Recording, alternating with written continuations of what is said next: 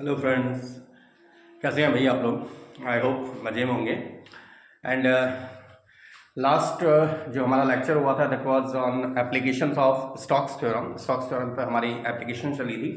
I understood that आप लोगों को समझ में आया होगा अच्छे से। और भाई मैं आपको बोल चुका हूँ कि अगर कोई चीज़ प्रॉब्लम हो रही है या फिर कहीं पर आप लोगों को समझ में नहीं आ रहा है तो भी मुझसे पूछिएगा, ठीक है ना।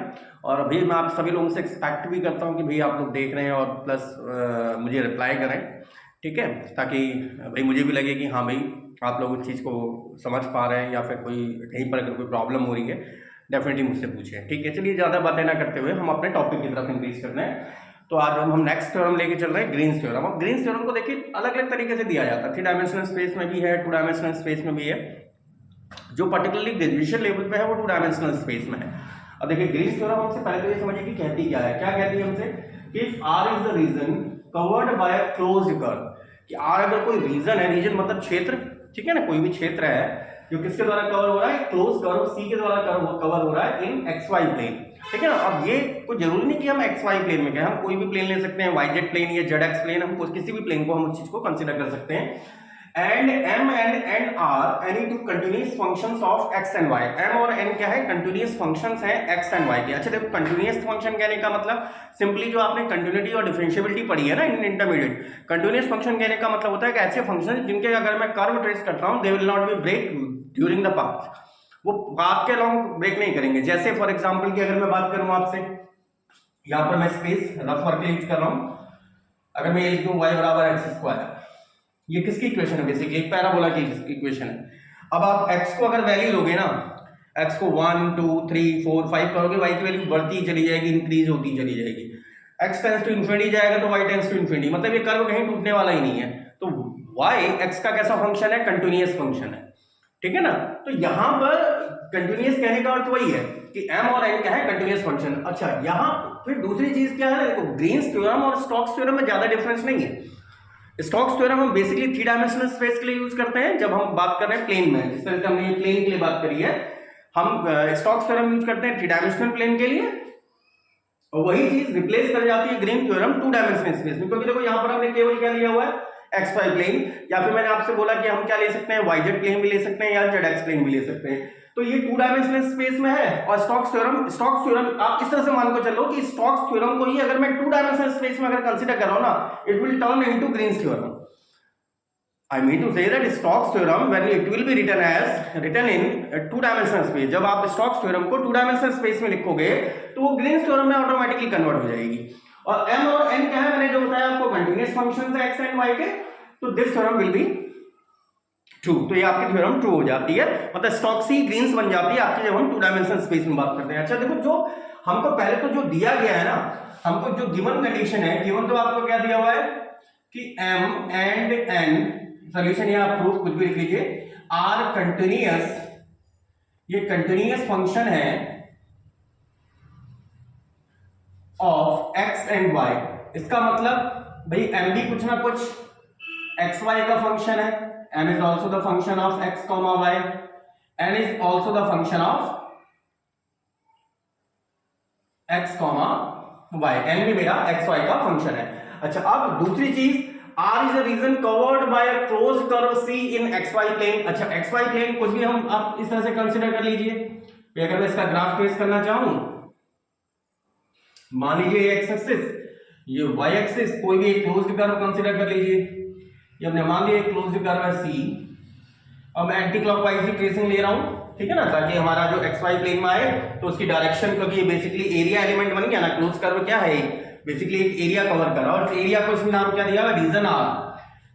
देखो covered by R is the region covered by a closed curve C. तो इस कर्व सी द्वारा जो रीजन कवर किया जा रहा है that is the region R, या रीजन एस आप कंसीडर कर सकते हैं। और इस रीजन का जो एरिया एलिमेंट होगा, एग्जैक्टली इसका जो यूनिट वेक्टर होगा वो कहां की तरफ आ जाएगा, अलोंग द जेड एक्सिस, इस डायरेक्शन में आपका चला जाएगा। क्लियर हो गई बात। अच्छा ये हमारा एक्स वाई प्लेन में तो आपका कंसीडर आ गया। तो आपको जो वेरीफाई करना है that is mdx plus ndy। अच्छा अब इसको देखो, वो वेरीफाई करने के लिए नंबर ऑफ मेथड्स है मेरे पास, ठीक है ना। तो पहले जो मैंने आपको बोला क्या कि स्टोक्स थ्योरम की हेल्प से ही आप इसे कर सकते हैं। कैसे, किस तरह से किया जा सकता है भाई, ये तो मैंने केवल वो स्टेटमेंट लिखा तो कंफ्यूज नहीं होने का, बिल्कुल भी सिंपल वे में उस चीज को कंसीडर करिए। बाय स्टोक्स थ्योरम आप ऑलरेडी पढ़ चुके हैं। By Stokes theorem, by Stokes theorem क्या थी, याद है ना सबको Stokes theorem? Close contour C F dot D R, और सी क्या थी, पेरीफेरी, जो किस सरफेस को कवर कर रही थी, एस सरफेस को, curl F dot DS vector. Is that clear? जहां एस आपका ओपन सरफेस भी हो सकता था। अब यहां पर देखो सेम है, बस ये मेरा किसमें है, 2 डायमेंशनल में है, ये मेरा 3 डायमेंशनल में था।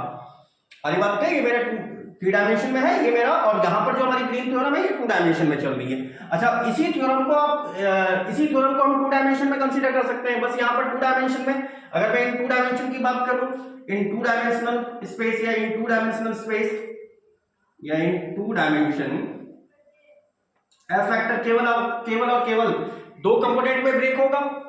It will be F X I plus F Y J. F Z के तो आएगा ही नहीं किसी डायमेंशन, जेड के अलावा तो कुछ है ही नहीं।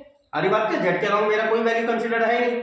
और भाई अगर आप यहां पर जेड के अलावा अगर कंसीडर कर भी लेते तो भी उससे कोई इफेक्ट नहीं पड़ने वाला। अरे बात क्या, जेड के अलावा कंसीडर कर भी लेते हैं क्योंकि हम 2 डायमेंशन लेके चले हैं। अब आर वेक्टर आपका पोजीशन वेक्टर होता है, 2 डायमेंशन में केवल 2 ही कंपोनेंट आएंगे।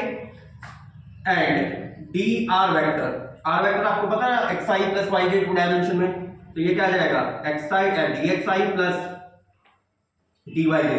इसका मतलब F dot D R it will be written as F X I plus F Y J in dot with D X I plus D Y J, and it will become F X D X and F Y D Y. आप थोड़ा सा यहां पर देखो matching करो, तो यहां पर मैंने एफ एक्स डी एक्स लिया है, यहां क्या लिखा है इसमें एम डी एक्स। मतलब यहां पर जो एफ एक्स है, जो एफ वेक्टर का एक्स एक्सिस के अलावा कंपोनेंट है, ठीक है ना। एफ एक्स कहने का मतलब केवल ये नीचे जो सफिक्स में एक्स लिखा हुआ है एक्स एक्सिस के अलावा कंपोनेंट है। ऐसा नहीं कि इसकी वैल्यू वाई में कुछ नहीं होगी। मतलब एफ वेक्टर आपका किस फॉर्म में हो सकता है, जैसे एक्स स्क्वायर वाई आई प्लस एक्स वाई जे, इस फॉर्म में हो सकता है। तो यहां पर देखो जो ये पहला फंक्शन है एक्स वाई का फंक्शन है, ये दूसरा फंक्शन भी एक्स वाई का फंक्शन है। इसीलिए आपको क्या दिया गया कि m और n एक्स वाई के कंटीन्यूअस फंक्शंस हैं। अरे बात क्लियर? तो मैं अगर इनको रिप्लेस कर दूं, मैं यहां पर मान ले रहा हूं कि लेट एफ एक्स बराबर m है एंड एफ वाई ये मेरा क्या है n। मैंने सेम इसी फॉर्म में बना दिया है। सो लेफ्ट हैंड साइड आपके पास क्या आ गई, सो इसको कुछ इक्वेशन नाम ले दिए। Left hand side of equation S क्या बन गई, it will become close contour C, that is the close contour C, M D X plus N D Y and it is S1। और according to Stokes theorem left hand side आपकी right hand side के बराबर है। तो अब हमें right hand side में केवल क्या निकालना है, curl F dot ds vector. ds किसमें है, देखो जो हमारा रीजन है वो xy प्लेन में है, तो ds डेफिनेटली dx dy, और इस dx dy की जो यूनिट एलिमेंट होगा ये यूनिट वेक्टर होगा। मैंने क्या बताया, कहां के अलोंग होगा, xy प्लेन में अगर एग्जिस्ट कर रहा है it will be along the z direction. तो उसको फिर हम एक बार राइट हैंड साइड इसकी फाइंड आउट क्या सॉरी हाँ राइट हैंड साइड इसकी कैलकुलेट कर लेते हैं। एक बार इतना कॉपी कर लीजिए, then we are moving towards right hand side. अब बात करते हैं राइट हैंड साइड की। अब हमारी देखो राइट हैंड साइड में क्या था, curl F vector dot DS vector. तो फर्स्ट ऑफ ऑल हमारा काम होगा क्या, कर्ल एफ वेक्टर को कैलकुलेट करना। तो कर्ल एफ वेक्टर, कर्ल आप नंबर ऑफ टाइम्स कैलकुलेट कर चुके हैं। Curl means del cross F vector, और आपको पता है डेल क्रॉस एफ भाई दो वेक्टरों की क्रॉस प्रोडक्ट किस तरह से की जाती है, I J K del by del X del by del Y and del by del Z. F vector में कौन कौन से कंपोनेंट थे, F X F Y and third component was zero. It was entirely zero क्योंकि हमारा हम केवल x Y plane में इस चीज को स्टडी कर रहे हैं। हाँ एफ एक्स मैंने एम मान लिया था, एफ वाई एन मान लिया था, हम बाद में उसे रिप्लेस कर लेंगे, तो यहां पर कोई दिक्कत वाली बात नहीं है।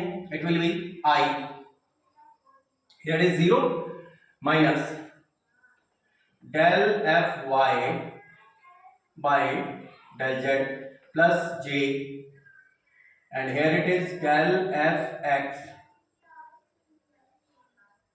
by del z. Third one is 0 plus k, and it is del fy by del x minus del fx by del y. Clear? तो ये मेरे पास क्या आ गया है, डेल क्रॉस f की वैल्यू है, एंड ds वेक्टर. अब ds वेक्टर मैंने आपको अभी बताया xy प्लेन में है, इसका मतलब ds वेक्टर को आप क्या लिखेंगे, n cap ds, and n cap यहां पर along the z एक्सिस, क्योंकि मैंने कैसा ट्रेसिंग ली है, एंटी क्लॉकवाइज ट्रेसिंग ली है, तो एंटी क्लॉकवाइज ट्रेसिंग में इसका जो यूनिट डायरेक्शन जाएगी वो कहां की तरफ चली जाएगी, it will be along z direction. तो इट विल, ये वैल्यू आ गई आपके पास k कैप एंड ds, या फिर और ds किस में आ गया आपका xy प्लेन में, that will be dx and dy. so curve f vector dot ds vector, ये आपके लिए क्या आ जाएगा, देखो इस कंपोनेंट की इसके साथ डॉट प्रोडक्ट करनी है, तो इसके साथ अगर आप डॉट प्रोडक्ट करेंगे इट विल बी माइनस का del F Y by del Z I plus का del F X by del Z J plus का K del F Y by del X del F X by del Y, और इस पूरे function की dot product करनी है k cap dx and dy. और आपको पता है डॉट प्रोडक्ट में क्या करते थे हम, i to i, j to j and k to k. तो k टू k अगर प्रोडक्ट कर दें तो ये वाला फंक्शन केवल, बाकी i और j तो कंपोनेंट इसके 0 है, तो k की k के साथ कितनी आ गई, इट विल बिकम 1. तो ये मेरे पास वैल्यू आ जाएगी del F Y by del X del F X by del Y, and it is dx dy. so right hand side ये क्या थी हमारे पास, it was surface integral. Surface यहां पर कितना है मेरा, दैट इज रीजन r, यही वैल्यू थी. Curve f dot ds vector, ये वैल्यू आ गई region r. Curve f dot ds it is del f. अच्छा, इसको पहले रिप्लेस कर दो, इसको मैंने क्या माना था, n, तो del n by del x minus del m by del y and dx dy. आपको पता चल गया ना, ये मैंने स्टार्टिंग में अभी थोड़ा पहले क्या कंसीडर कर लिया था, fy को n मान लिया था और fx को m कंसीडर कर लिया था. तो ये वैल्यू आ गई del n by del x minus del m by del y and it is dx dy and s2. तो ये मेरी राइट हैंड साइड है. सो फ्रॉम s, जो आपकी इक्वेशन एस थी, इक्वेशन एस में left hand side right hand side के बराबर है. तो राइट हैंड साइड थी हमारे पास curve C, close curve C, क्योंकि कर्व मेरा क्लोज दिया हुआ है, mdx plus ndy, it will be equals to region r del n by del x del m by del y and dx dy. तो आपने एक चीज नोटिस करी कि भाई जो हमारा स्टोक्स थ्योरम है, देखो आसानी से स्टोक्स थ्योरम से ही ग्रीन थ्योरम वेरीफाई हो गई. और एक बार आपके सेक ऑफ कन्वीनियंस के लिए इसी को हम अगर मैं वेक्टर नोटेशन में कैलकुलेट करूं ना, इन 2 डायमेंशन, अगर हम इसी चीज को वेक्टर नोटेशन में कैलकुलेट करें, it will turn into Stokes theorem. ये स्टोक्स थ्योरम में ही कन्वर्ट हो जाएगी, लेकिन 2 डायमेंशन स्पेस के लिए. अभी हम एक बार इसको वेक्टर नोटेशन में भी निकाल देते हैं ग्रीन्स थ्योरम को in terms of vector notation. तो आपको खुद ही देखने में लगेगा कि हाँ यार ये तो कुछ नहीं है, बल्कि it is a Stokes theorem but in 2 dimension में स्टोक्स थ्योरम है. तो बस इसको कॉपी कर लीजिए. देन उसके बाद तो फर्स्ट ऑफ ऑल हमारी थ्योरम यही वेरीफाई हो चुकी है. ठीक है, तो उसके बाद अगर एग्जाम में पूछता है आपसे, या फिर और अच्छे मार्क्स चाहिए भाई, मतलब आपको सीधी सी बात बोलूंगा, अच्छे मार्क्स चाहिए, वो करना है थोड़ा सा अन्य स्टूडेंट्स के कंपैरिजन में खुद को थोड़ा सा और एडवांस वे में अगर रिप्रेजेंट करना है, तो आप उसका वेक्टर नोटेशन रिप्रेजेंट जरूर करिएगा. तो मैं लिख दे रहा हूं यहां पर Green's theorem in vector notation. एक बार इसको कॉपी कर लें, उसके बाद इसकी ग्रीन थ्योरम को ही वेक्टर नोटेशन, और आपको you will get the result likewise Stokes theorem. आपको स्टोक्स थ्योरम का ही रिजल्ट आउटपुट में मिल जाएगा. तो एक बार कॉपी कर लेते हैं, फिर इसको वेक्टर नोटेशन में फाइंड आउट कर लेते हैं. तो वेक्टर नोटेशन में अगर हम फाइंड आउट कर रहे हैं, तो वेक्टर नोटेशन में देखिए सेम प्रोसेस ले रहे हैं हम मान के चलें कि लाइक एफ फैक्टर मैंने कंसिडर कर लिया mi प्लस nj। हम 2 डायमेंशनल स्पेस में बात कर रहे हैं, तो 2 डायमेंशनल स्पेस में हम xy प्लेन में चल रहे थे, तो xy प्लेन में भाई हम mi प्लस nj कंसिडर करके चल रहे हैं। एंड r वेक्टर आपको पता ही है क्या होता है 2 डायमेंशन के लिए, xi प्लस yj। इसका मतलब f dot dr it will become mi plus nj in dot with dxi plus dyj and it will become mdx plus ndy. It is alpha 1। अच्छा, अब f फैक्टर की ये value ये है। Now curl of f factor निकालिए। देखिए same मैं Stokes theorem को ही फाइंड आउट कर रहा हूं, nothing special. It is del cross f, अभी आपने थोड़ी देर पहले निकाला भी था, i j k del by del x, del by del y and del by del z। Here it is fx, fy and it is 0। तो ये वैल्यू क्या आ रही थी हमारे पास? फर्स्ट ऑफ ऑल i, तो down, minus del fy by del z plus j, now आप del fx by del z। सही करा हमने, एक बार देख लें। डाउन अप, फिर j के लिए कैलकुलेट किया fx, ओके हाँ, plus k del fy by del x minus del fx by del y। So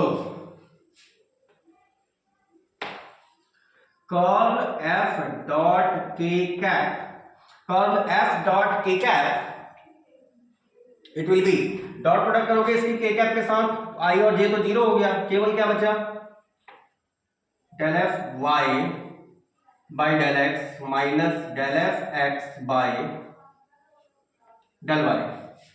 इसका मतलब this implies that curl f vector dot k cap dr, इसको क्या लिखेंगे? Del f y by del x, del f x by del y and dr। तो जो हमारी actually green theorem थी, तो ग्रीन थ्योरम क्या कहती थी हमसे? By Green's theorem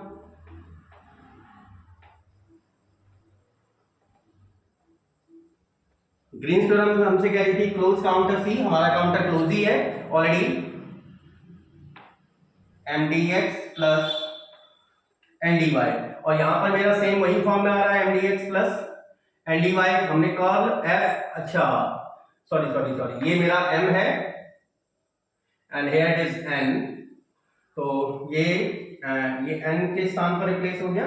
sorry guys, ये थोड़ा सा ये बाय मिस्टेक्स, और इससे कोई फर्क नहीं पड़ता, हम लास्ट में रिप्लेस कर सकते थे उसे। यहां पर क्या था? fx, इट इज m बराबर r, और ये वैल्यू थी हमारे पास del n by del x, del m by del y and dr।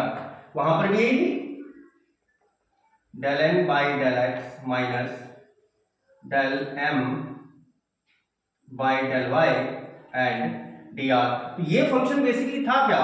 It was close counter c। ये फंक्शन किसके बराबर था? It was f dot dr and it is region R, this value is curl f dot k cap dr, that is k cap dr, या फिर इसी को क्या लिख सकते हैं? Close counter c, f dot dr it is equals to r curl f, it can be written as dr vector, and ये क्या थी आपकी? it was a Stokes theorem। पर स्टॉक्स थ्योरम में dr के स्थान पर रीजन s के मतलब जहां r लिया गया वहां s लिया गया था। तो दोनों थ्योरम्स बस डिफरेंस केवल इतना है ना दोनों में, मैंने आपको जो स्टार्टिंग में बोला कि एक 3 डायमेंशन के लिए है, एक 2 डायमेंशन के लिए है। तो आई होप आपको थ्योरम काफी अच्छे से समझ में आई होगी। और ये थोड़ा सा भाई एफ मैंने यहाँ एम माना था, वापस मैंने यहाँ पर एफ लिख दिया, तो उससे कोई फर्क नहीं पड़ता। आप चाहे आप लास्ट में रिप्लेस कर लो, यहाँ पर भी आप, इसलिए मैंने इस चीज को दोबारा लिख दिया है, ठीक है ना। एफ वाई के स्थान पर आपका एन है और एफ एक्स के स्थान पर एम है, तो इससे कोई फर्क नहीं है, आप चाहे तो लास्ट में भी रिप्लेस कर सकते हैं, इट डजंट मैटर, वो मैटर नहीं करता। तो ग्रीन्स थ्योरम अगर मेरी वेक्टर फॉर्म में लिखी जाएगी तो वेक्टर फॉर्म में वही लिखी गई जो हमारी एक्चुअली क्या थी, स्टोक्स थ्योरम थी। आई होप तो आपके अच्छे से समझ में आया होगा। यार जम के तैयारी करूं और प्लस अच्छा लग रहा है तो मुझे डेफिनेटली रिप्लाई करें, एंजॉय करिए लाइफ को और प्लस जम के पढ़ाई करिए भाई, ठीक है। और आपसे मैं एक्सपेक्ट करता हूं कि भैया आप अच्छा करें, लाइफ में वेल एंड गुड करें, ताकि आप जब करेंगे ना तो मुझे बहुत बढ़िया लगेगा, ठीक है। चलिए तब तक मस्त रहिए, खुश रहिए and be happy in your life, और पढ़ाई जरूर करते रहिए। Okay, bye bye.